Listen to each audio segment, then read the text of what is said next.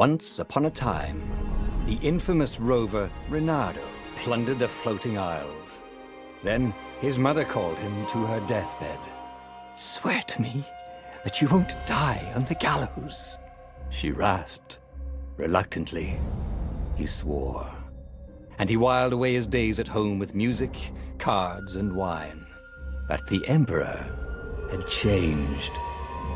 He'd been good once, a shy, almost humble toad. He'd built universities. Then people started whispering about mass graves in the woods, midnight rituals, victims screaming. The Imperial Ravens would round up entire villages, and no one ever returned. The Ravens had come to Ubar scouting for ancient books said to be of great power. But the librarians had hidden the books, so they'd burnt the librarians. The citizens, outraged, had driven them off. The Ravens had come back with dropships. The kid had fled with one of those books. He was brave and dumb and wanted to join the rebellion. And Reynardo had promised his mother he'd protect him.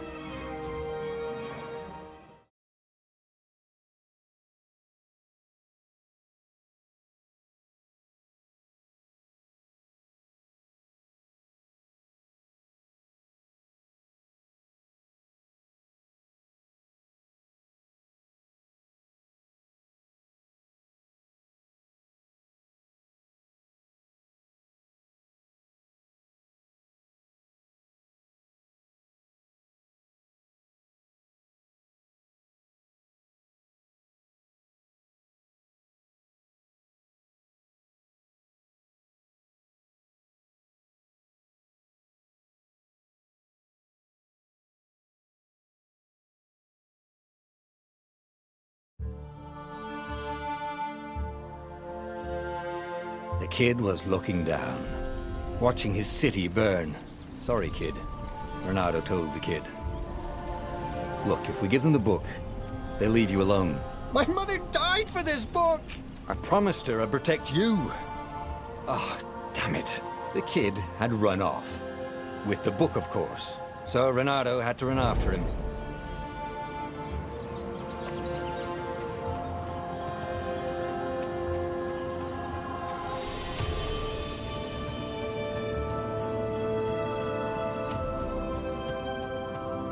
The two Ravens were staring at the kid like he was their dinner, which probably was what was in their tiny brains. "Hey," Reynardo said. They cocked their heads at him. "Pick on someone as ugly as you." Wait, that didn't come out right. "For the Emperor!" The Ravens cawed and rushed at him.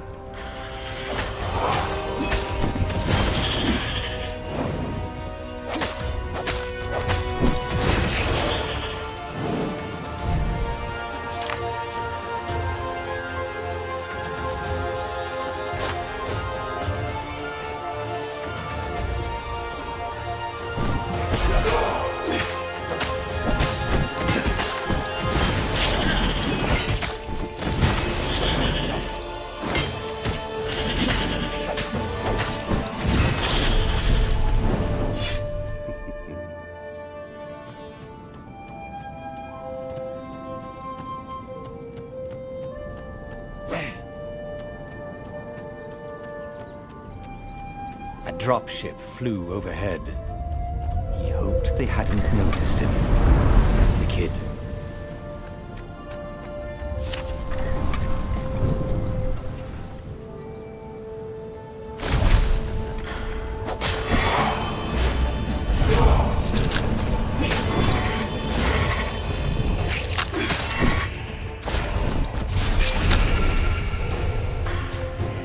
Oh, right. The Gate of Heroes. Someone's idea of a joke, making the Skyship docks a gated community. You needed a hero's sword to open it. And the kid was on the other side of the gate. Who let you through? Promise me you'll take the book to the rebels, or I'm gonna steal your ship. I'm not taking that damn book anywhere, and neither are you. Try and stop me, laughed the kid. I bet you don't even have a hero sword. And with that, the kid hopped away. Had to hand it to the kid. He was an idiot, but he had guts. Where was Reynardo going to get a hero sword?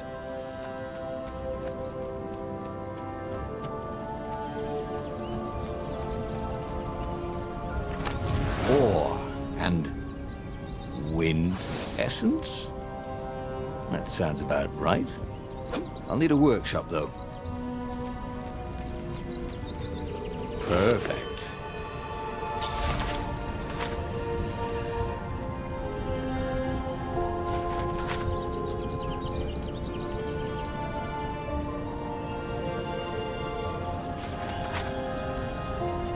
A hero sword. QED.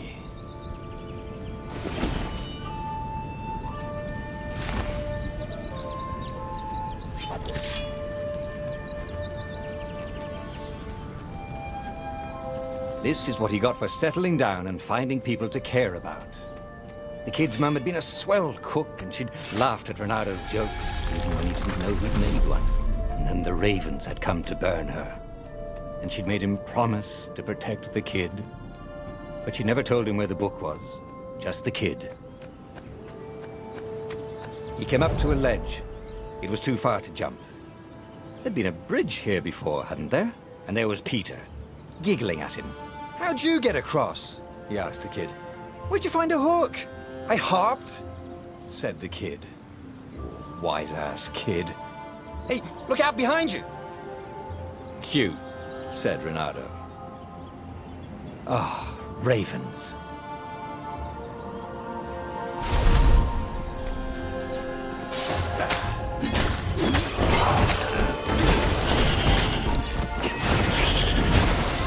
It was time to talk some sense into the kid. Just hook his way across the ledge and chase the kid down. Thing was, he hadn't used his hook since he'd retired. How had he done it? Maybe if he meditated at that altar there, he'd remember his old skills.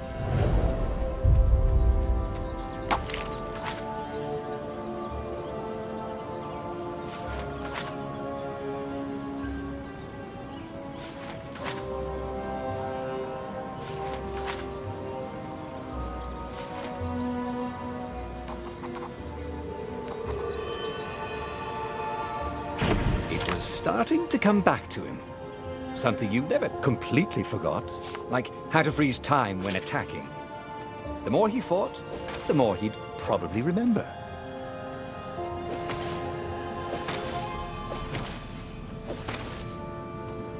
And there was the Farfarer.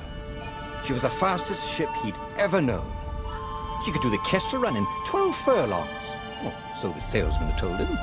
And something told him the kid was about to walk into an ambush. "Stop!" he shouted. "I'm not giving you the book!" shouted the kid, and took off. "No! Peter!" But the kid ran for it, and a goggler nailed him with its ivy.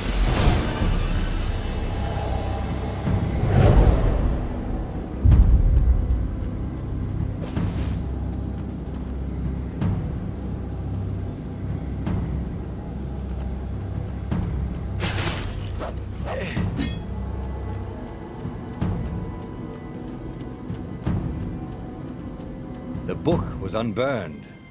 Next to it were the buckles from the kid's shoes, and a kid-sized pile of ashes. Damn it, why hadn't he lied and told the kid he'd take the book to the rebels? The kid would be alive now. Really pissed off and betrayed, but alive. Oh, damn it. Reynardo picked up the book. He couldn't let the Empire have it now. He was going to have to get it out of there. He'd be a wanted man. Probably have to join the rebellion just to have a place to dock. Well, he'd hated home life anyway.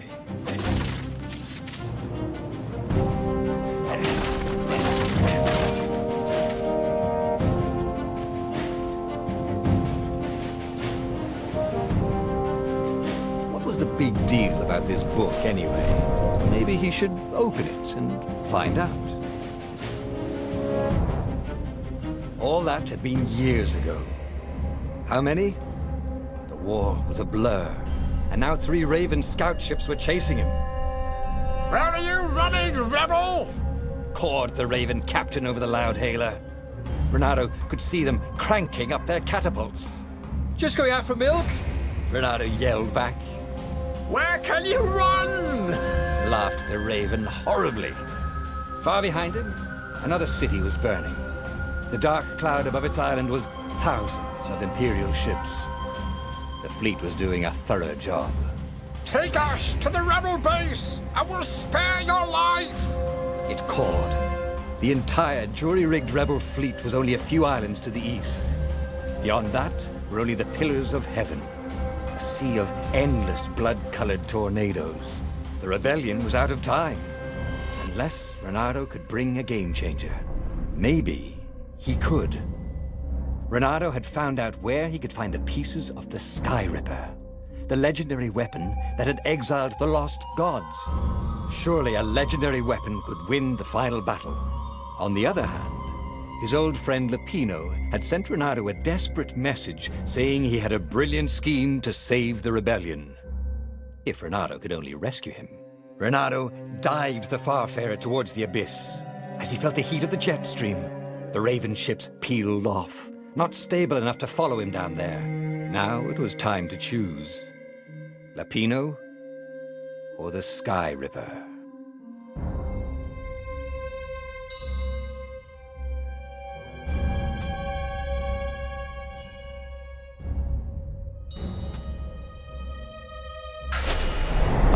Lapino. Apparently, the Mad Rabbit had sold a Pegasus that he did not exactly own. Lapino always wiggled out of trouble, given time. But he was out of time. The Ravens had figured out that Lapino was a rebel spy. If the fleet reached him first, they'd string him up for that. Never mind the winged horse.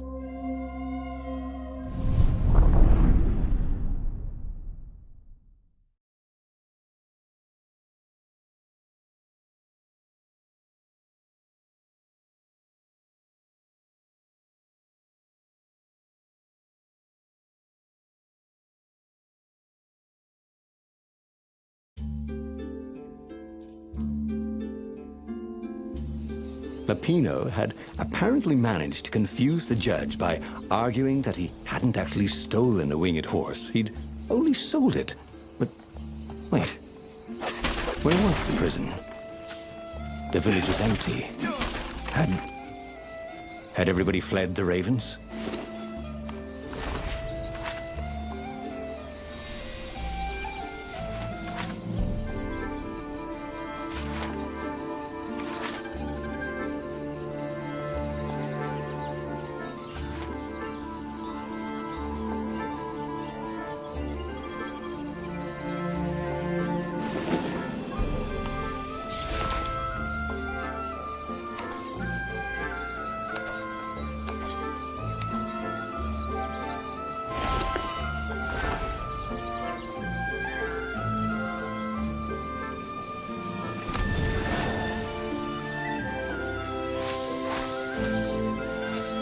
Who made all these ore chests anyway? Well, you could have quite a business doing that.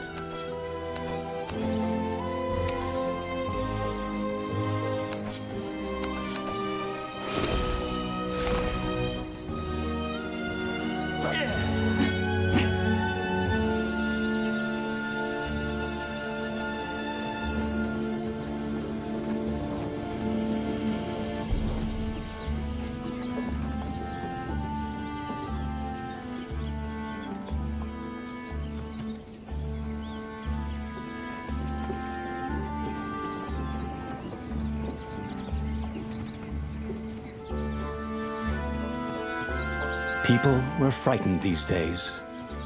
Just 2 weeks past, Reynardo had sneaked through an empty town and listened to the Ravens caw about the Emperor's new taste in ritual sacrifice. Reynardo's blood was up. He just needed to smash something.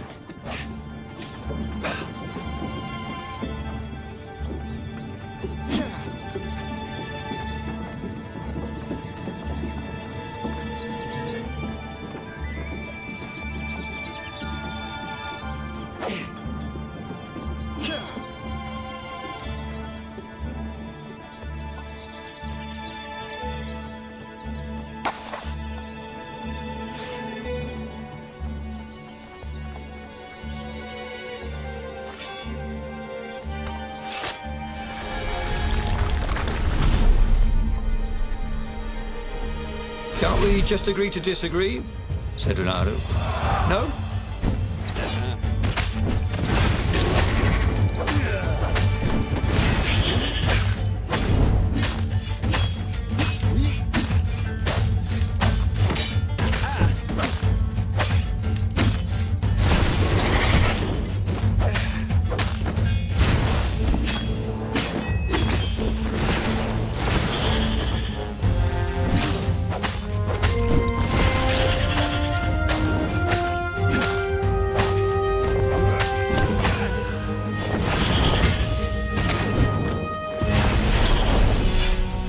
Ravens were landing everywhere.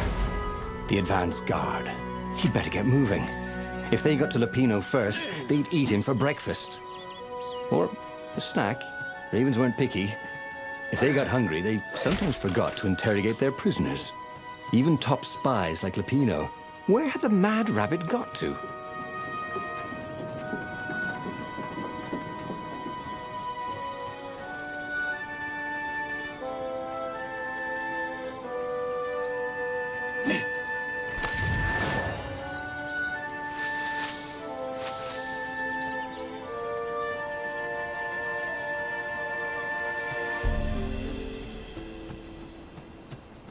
Renato felt like he was ready to learn new things. Thank goodness he didn't have to go to school for... It was starting to come back to him. Something you never completely forgot. Like how to freeze time when attacking. The more he fought, the more he'd probably remember.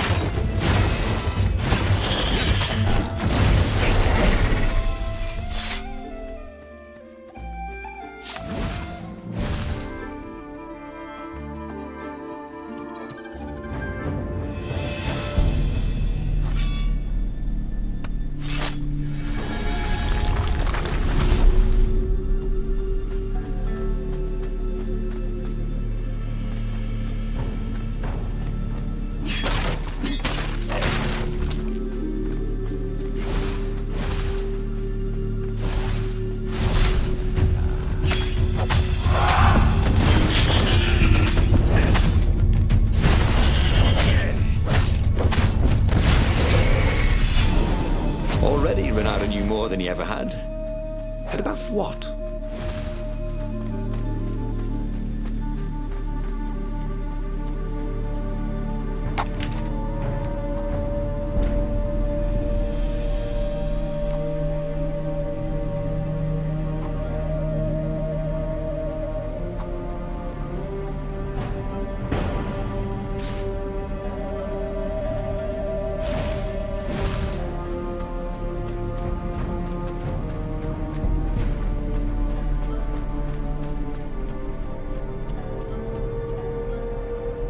Dirty and bloody, Renato finally reached Lupino. The rabbit was practicing his shuffle. Renato recognized the cards. It was Lupino's favorite deck. Oh, I thought you were in danger. I am. The ravens are coming. Oh, the prison thing.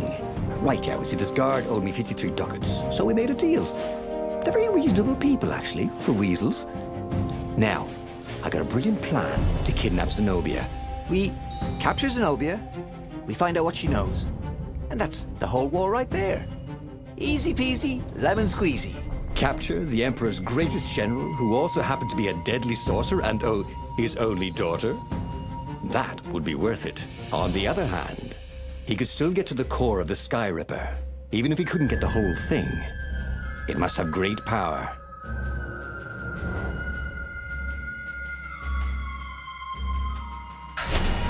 Zenobia wasn't just the Emperor's daughter, of course. She'd been Renato's best friend in Sword Fu school. And you're still mad for her, the rabbit reminded him. They'd been close. She'd told him things no one else knew. But she'd never told him who she really was. She knows all the Emperor's plans, chuckled the master spy. She won't give them up easily. She'll tell the interrogators, all right, said Lapino. Taking her would change the game, all right.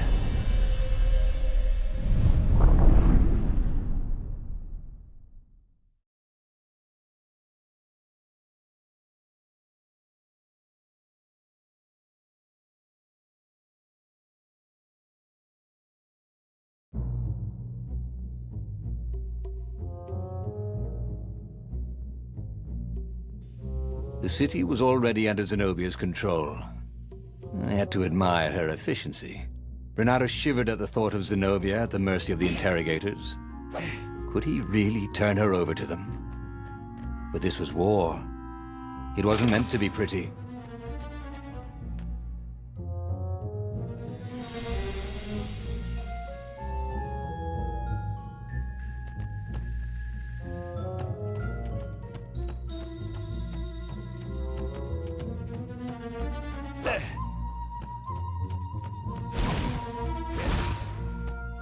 That time, boys! Called the lead raven.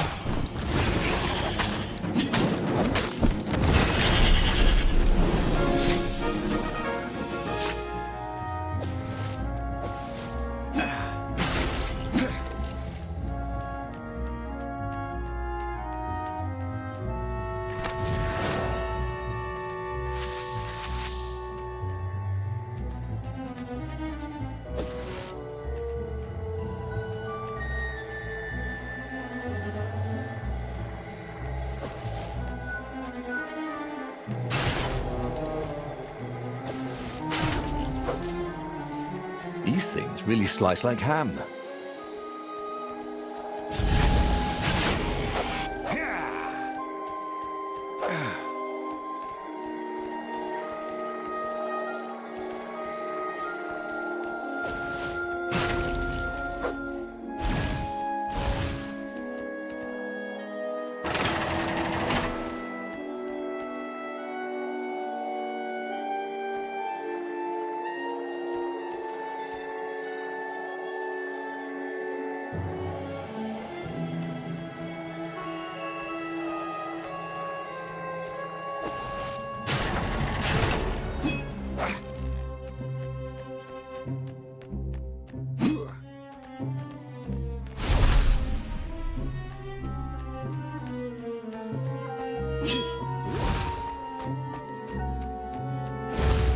So, what's this plan of yours? Use me as bait, said Lapino. And he outlined a slightly complicated plan that involved geese, a net, setting the Farfarer a little bit on fire, Lapino dressing as an old blind toad, and Renato hiding inside a monstrous watermelon. What could possibly go wrong? Thought Renato.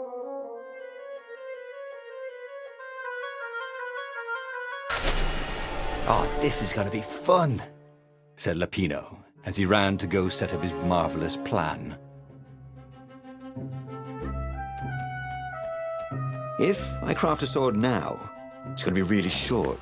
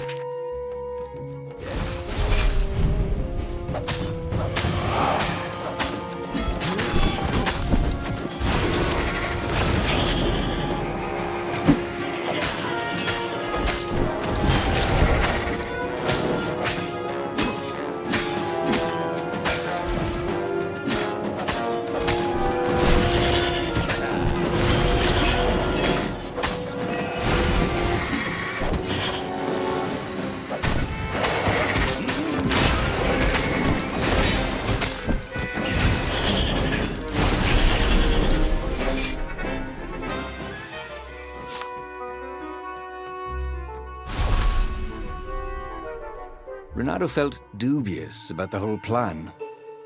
With every step, he was waiting for it all to go horribly wrong.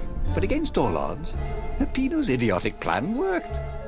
Zenobia's ravens ran off after the geese, The net dropped, and Renato jumped out of the watermelon and put his sword to Zenobia's throat. "Renato," she said. "Are those new scars? They look good on you. You never returned my velvet jacket. It was my favorite. You look stupid in velvet.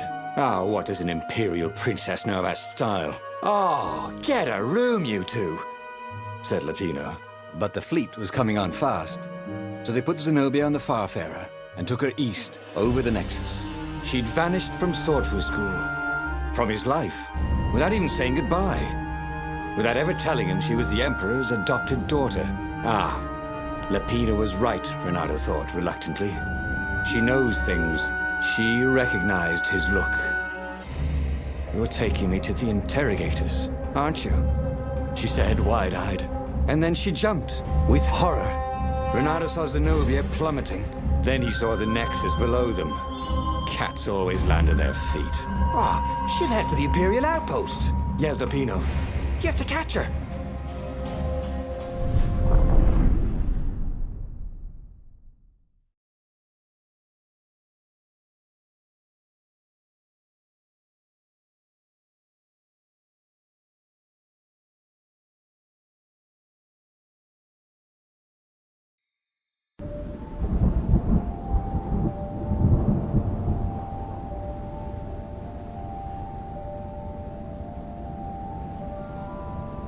Cats can run faster, but foxes can run longer. If he ran, he could head her off before she reached her minions at the outpost. Well, he did love a good chase. He wasn't that good. Yet.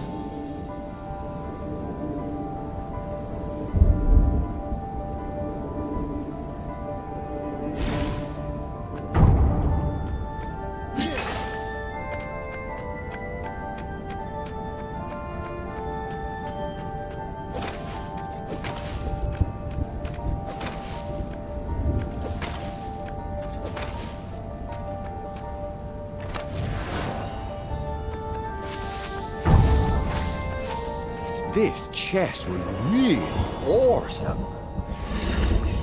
See what I did there?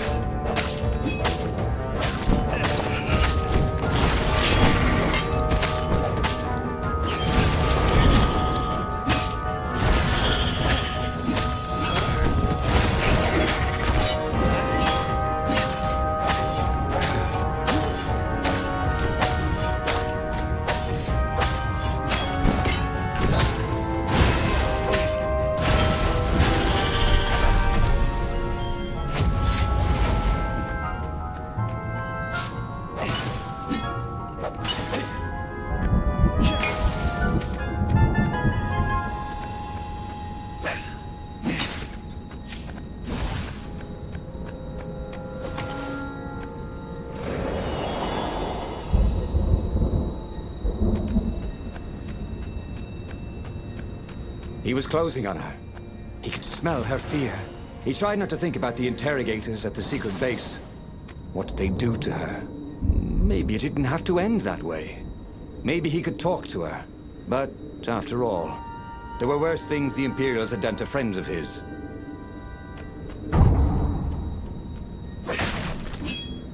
Renato, smash!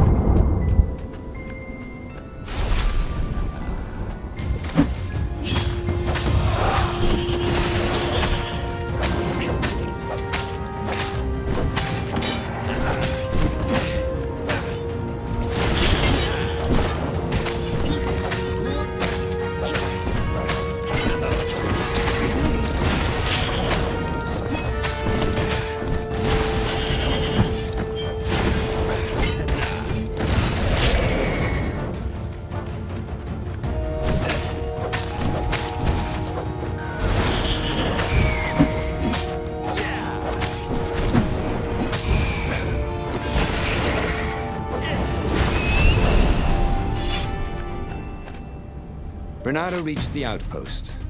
The Imperials there were no match for him. Soon after, Zenobia limped up the path. When she realized he was already in front of her, she didn't even try to run. Oh, you left without saying goodbye. Again, he said, please. You're enjoying this a little too much. She said, shaken. Oh, spare us the chit-chat, would you? Said Lapino as he shackled her hands so she couldn't throw spells. She knows all his plans. All the way back to the Farfarer, Lapino nagged Renato about how the interrogators would pry all the intel out of Zenobia. How that would turn the tides in the imminent battle. All they had to do was take her to the rebels' secret base. Renato didn't like to think about what the interrogators would do to her. Couldn't he just talk to her?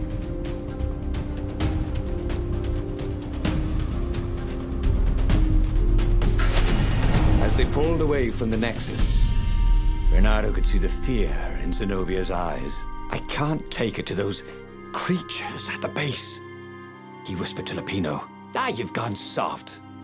Soft in the head. We captured her for what she knows. I'll take her to the mountains. Tell all the horrible things the Emperor's done.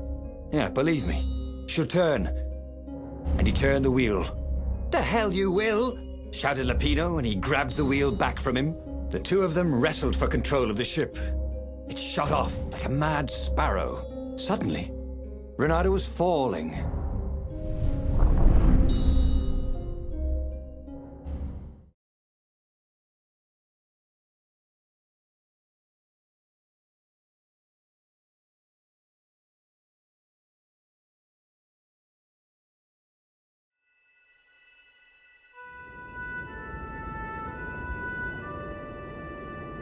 When he came to, Zenobia was standing over him. Why didn't you take me to the base to be interrogated?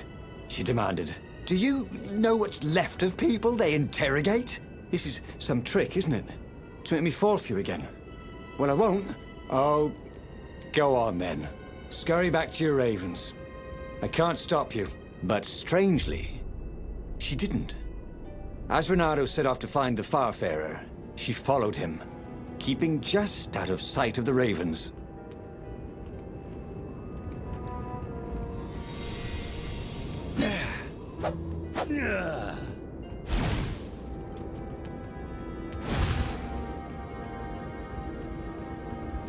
Who needed bridges anyway?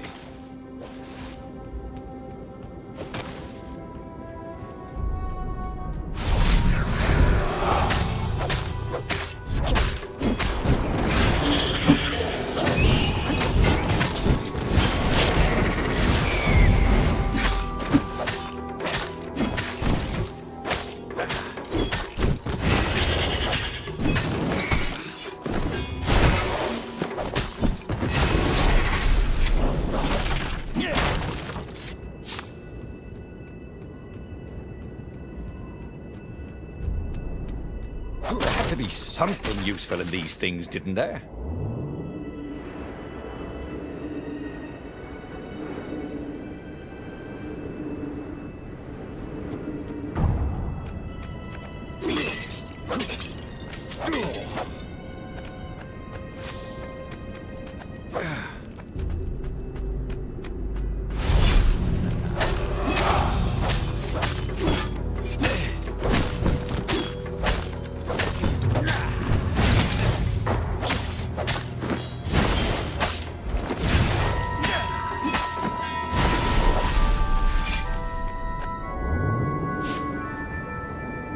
This is quite the view, he thought.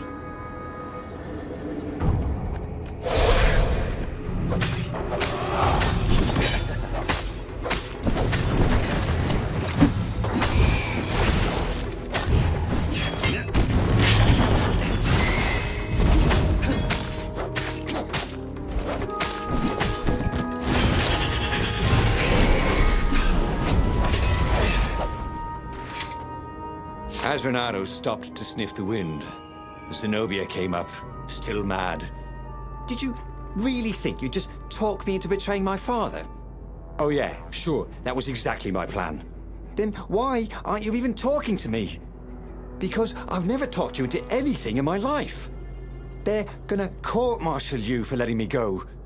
He caught a whiff of the Farfarer. Wet rope, tar, and a cask of Scobel ale he'd spilt last year. It was that way.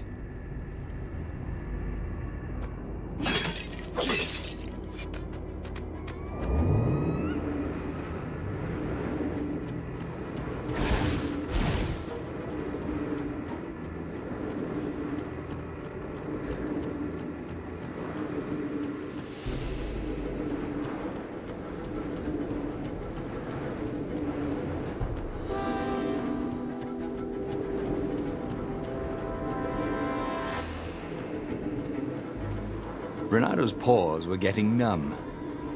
Calaveras really didn't want company, did he?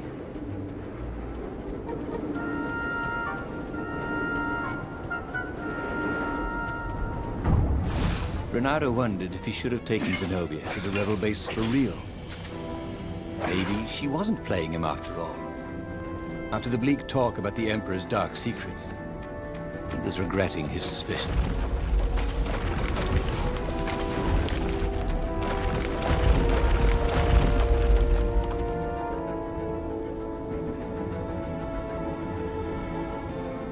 Sure enough, the Farfarer had crashed in some rocks. There was no sign of Lupino. Zenobia caught up. All that kid stuff in Swordfu School. Look, that's the past. We're adults now. We have duties to other people. We have destinies. What are you talking about? And you are the most arrogant, slow-witted, light-fingered, mercenary, immoral, reckless. Run away with me, said Renado, and he realized he meant it. What? Just like that? She demanded. I will, if you will. So she kissed him. And it was the best kiss he'd ever had. They held hands as they boarded the Farfarer. Renado felt light-hearted, like the winds that were playing the rigging like a balalaika. But Lupino, I need to get back to Lupino, he said, suddenly realizing he could have been captured. A prisoner. He's not. How'd you know? He saw something in her eyes he didn't understand. He fell, didn't he? Into the abyss. She looked away, wouldn't answer. But then a bolt smashed through the Farfarer's keel. The broken ship plummeted out of the clouds.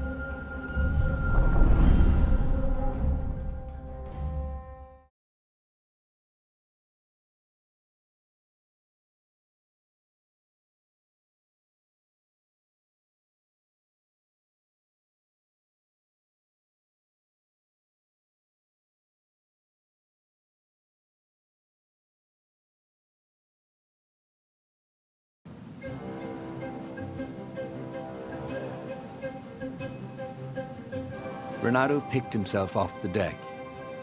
They were alive. We have to get to my private ship, she said. Do you trust me? I guess I must, he said. You go on ahead. Clear the path, she said. I can't kill my own soldiers. He wanted to say that he didn't trust her, that he had no idea what he was getting into. But he had no choice, did he? He was following his heart. That's what it means to be a hero. You had to follow your heart.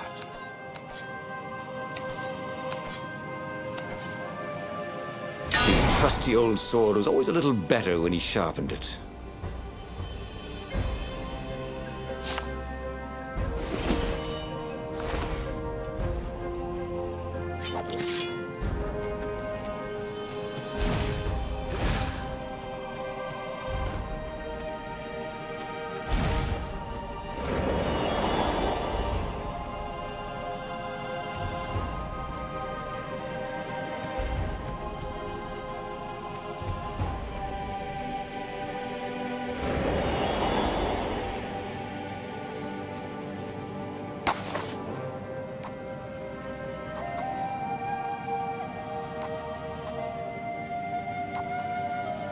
He missed his old skills. He welcomed them back like he was at a reunion.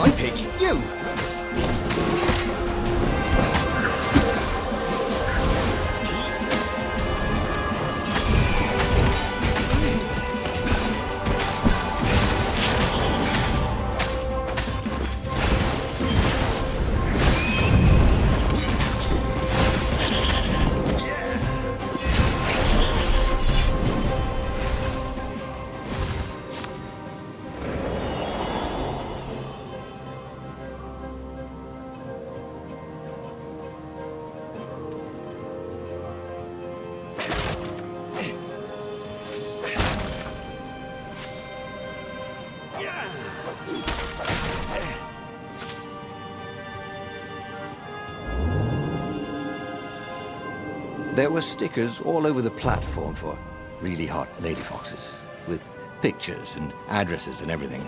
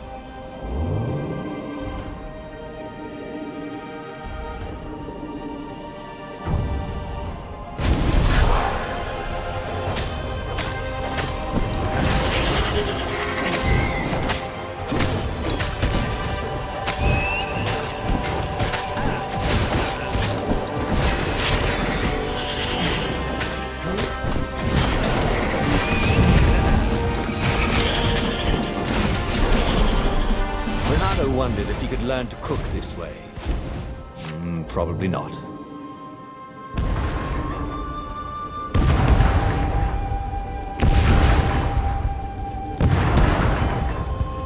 They paused to catch their breath. It was strange to be so close to her. "What are you thinking?" he asked. "I'm trying very hard not to think." "Me too," he said. Up ahead, he could see the thin silver of Zenobia's personal ship. It looked fast. They would leave all this behind.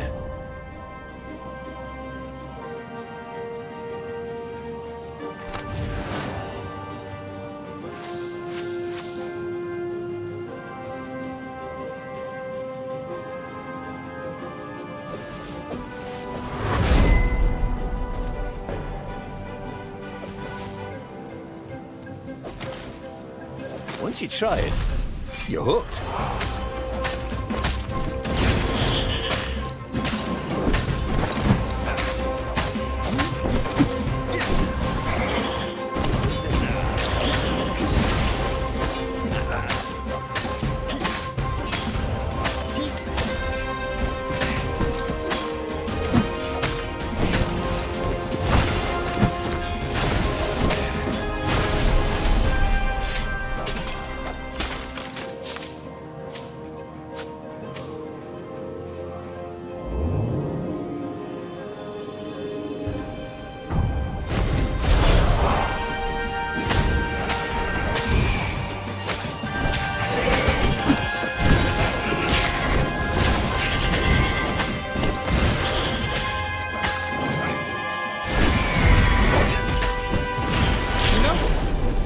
Smell any better when you're dead.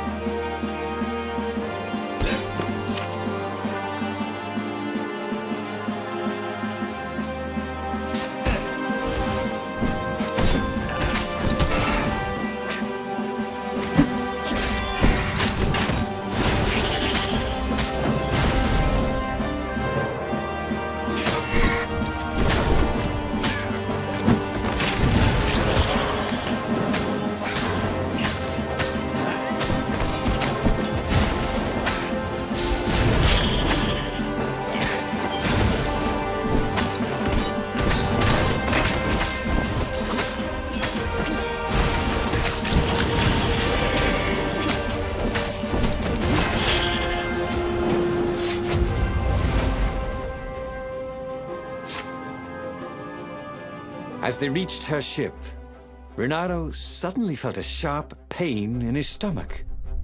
He was surprised to see a crossbow bolt sticking out of it. "I was going to lead the Empire to our secret base," said Lapino. But no, you had to screw up my plan because you've still got a thing for her. Renato stared at Zenobia. The kiss, was it real? She said, with a look of indescribable sorrow. She gestured and said an arcane word, and Lapino went flying into the abyss, screaming, "I'm telling your father!" Then she knelt down to cradle his head, and her paws felt very soft and warm. Okay, that was weird. He could have sworn he just died. Instead, he was on the Farfarer, sailing away from Ubar. And it was still burning. He'd fled burning Ubar years ago, hadn't he? And now he was back there. Had all those years fighting the Empire been nothing but a vision into the future? A useful vision if it was true. He'd learned something. Lapino was a traitor. Renato had suspected there was something wrong with the Mad Rabbit. But now he knew there was malice behind his goofiness.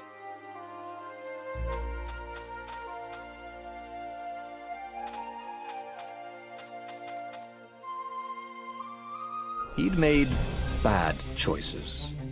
But now, when the real battle came, he wouldn't make those choices. He wouldn't make the same mistake twice. The book's pages began to flip backwards, towards the beginning. And he realized that his adventure was just beginning. The clouds parted over the Isles of Boreas. It was time to choose. The rebellion was in trouble. Ravens were scouting for the secret rebel base. They needed a game-changer. Pieces of the Sky Ripper had surfaced. Or so a scholar in the mountains had told him. Surely the weapon that banished the lost gods could defeat the Emperor. Also, a temple had risen out of empty desert. The Emperor had brought the Sky Ripper pieces up out of ancient burial by his obscene rituals. Could this be where the Iblis Stone was hidden? Someone better get it before he does, thought Renato. And also, his old friend Lapino needed rescuing. Of course. Renato had a pretty strong suspicion that Lapino had betrayed the rebellion. But could Renato really leave an old friend to the Ravens?